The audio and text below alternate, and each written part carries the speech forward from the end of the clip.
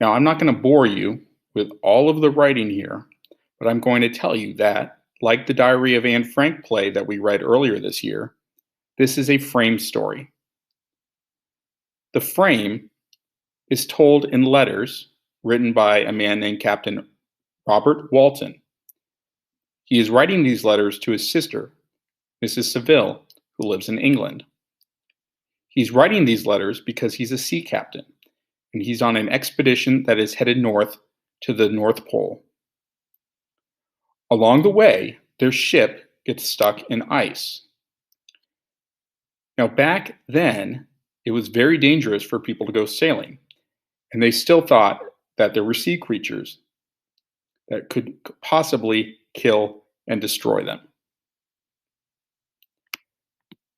Now, while Captain Walton is sailing, he and his crew get stuck in the ice. It is while they are sailing that they come across a man who's stuck in the snow. He says on page 9 in the letter to his sister, "So strange an accident has happened to us that I cannot forbear recording it, although it is very probable that you will see me before these papers can come into your possession. Last Monday, July 31st, we were nearly surrounded by ice, which closed in the ship on all sides, scarcely leaving her the sea room in which she floated. Our situation was somewhat dangerous, especially as we were compassed round by a very thick fog. We accordingly lay to, hoping that some change would take place in the atmosphere and weather. About 2 o'clock, the mist cleared away, and we beheld, stretched out in every direction, vast and irregular plains of ice, which seemed to have no end. Some of my comrades groaned, and my own mind began to grow watchful with anxious thoughts, when a strange sight suddenly attracted our attention. We perceived a low carriage, fixed on a sledge and drawn by dogs, pass on towards the north, at the distance of half a mile. A being, which had the shape of a man, but apparently of gigantic stature, sat in the sledge and guided the dogs. We watched the rapid progress of the traveler with our telescopes until he was lost among the distant inequalities of the ice, meaning they watched until he went over the crest of a ice mountain, so they lost sight of him. We were, as we believed, many hundred miles from any land, but this apparition seemed to denote that it was not, in reality, so distant as we had supposed. Shut in, however, by ice, it was impossible to follow his track. About 2 hours after this occurrence, we heard the ground sea, and before night the ice broke and freed our ship. We, however, lay to until the morning, fearing to encounter in the dark those large loose masses which float about after the breaking up of the ice. I profited of this time to rest for a few hours.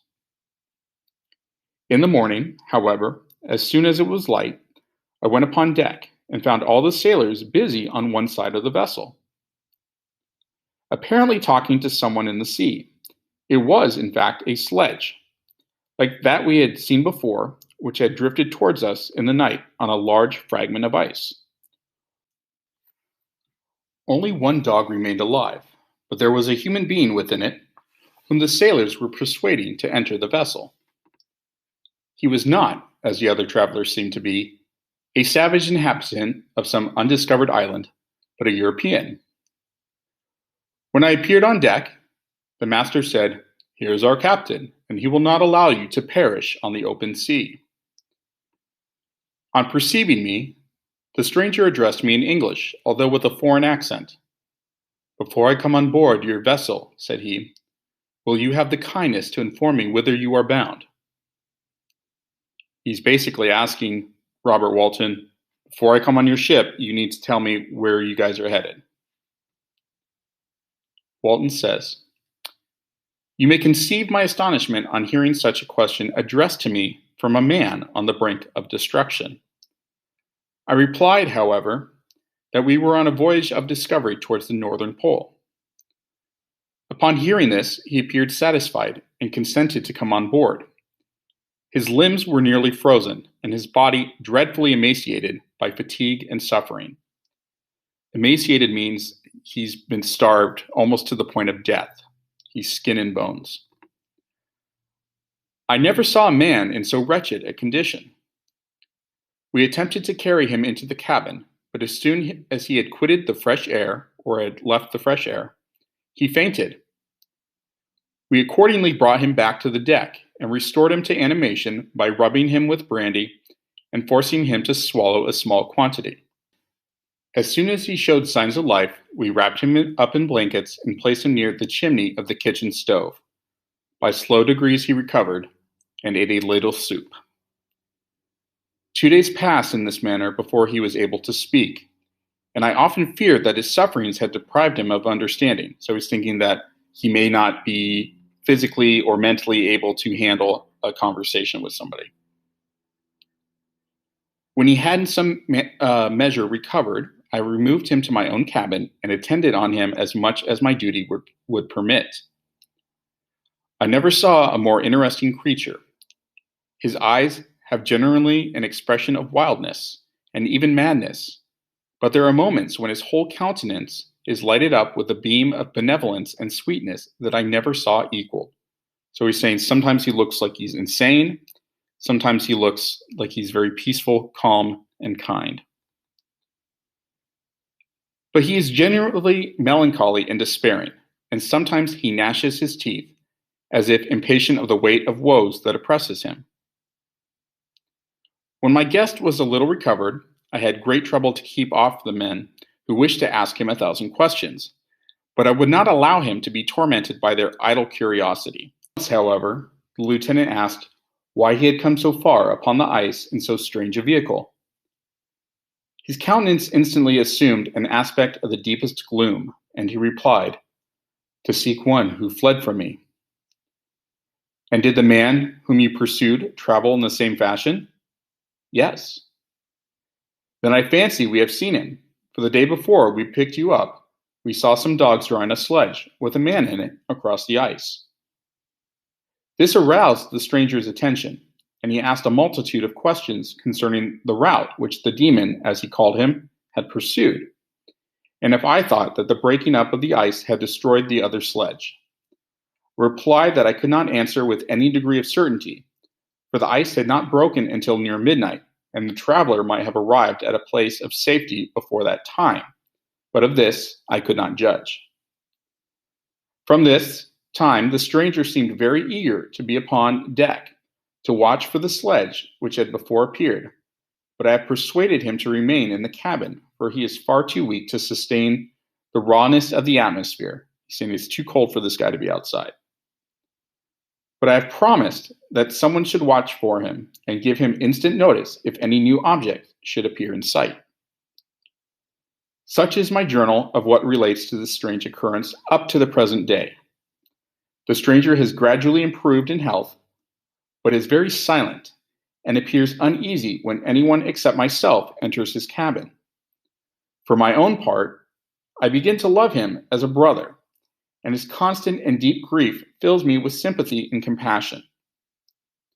He must have been a noble creature in his better days, being even now in wreck, so attractive and amiable. So he's saying that he really admired who this guy was, even though this guy was falling apart and almost looking like he was about to die.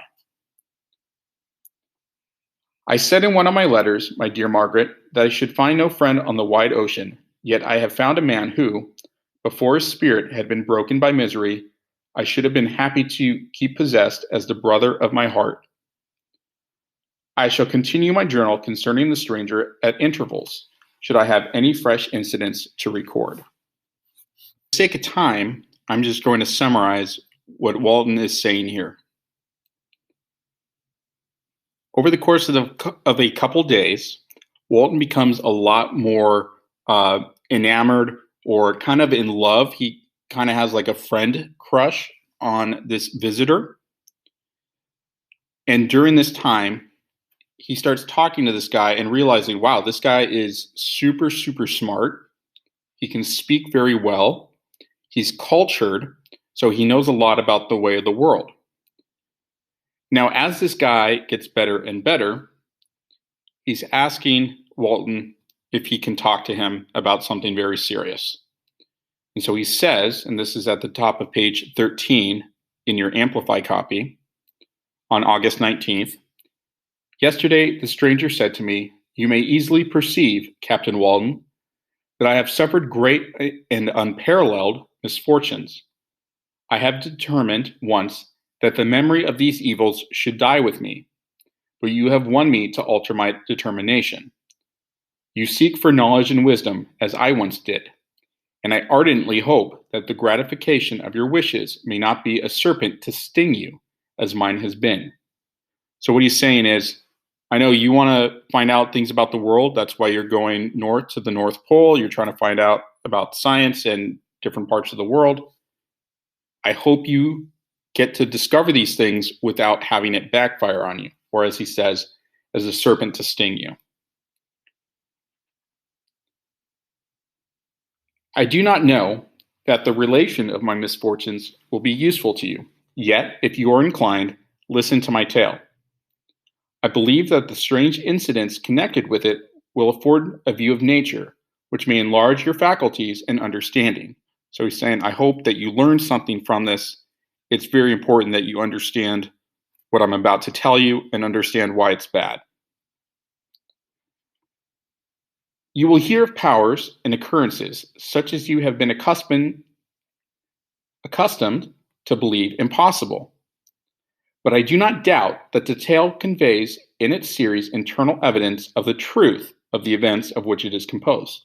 He's saying it's going to sound super impossible. It's not going to sound like anything you've ever heard before, but I'm going to give you enough proof and evidence and details that I'm going to tell you that this is not a tall tale. I'm not lying to you and telling you a fictional story. "You may easily imagine that I was much gratified by the offered communication, yet I cannot endure that he should renew his grief by a recital of his misfortunes." So Walton's saying, I really want to hear what this guy has to tell me, but not if it's going to make the guy feel bad again. He's just gotten healthier. "I felt the greatest eagerness to hear the promised narrative, partly from curiosity, and partly from a strong desire to ameliorate his fate, if it were in my power. I expressed these feelings in my answer." So what he's saying is, I want to know because I'm curious, but I also hope maybe him telling the story is going to help him feel better. "I thank you," he replied, "for your sympathy, but it is useless. My fate is nearly fulfilled. I wait but for one event, and then I shall repose in peace, or die and rest in peace. Nothing can alter my destiny. Listen to my history, and you will perceive how irrevocably it is determined." So this is something that cannot be fixed. It cannot be taken back. He then told me that he would commence his narrative the next day when I should be at leisure. So he's saying he's going to tell me the story on my day off. "I resolved every night when I am not engaged to record as nearly as possible in his own words what he has related during the day. This manuscript will doubtless afford you the greatest pleasure, but to me, who knows him, and who hear it from his own lips, with what interest and sympathy shall I read it in some future day?" So he's saying, I'm trying to keep this story as close to what he said, word for word, as possible, and I hope to have this as a record in the future. And so this is where the stranger begins telling his story.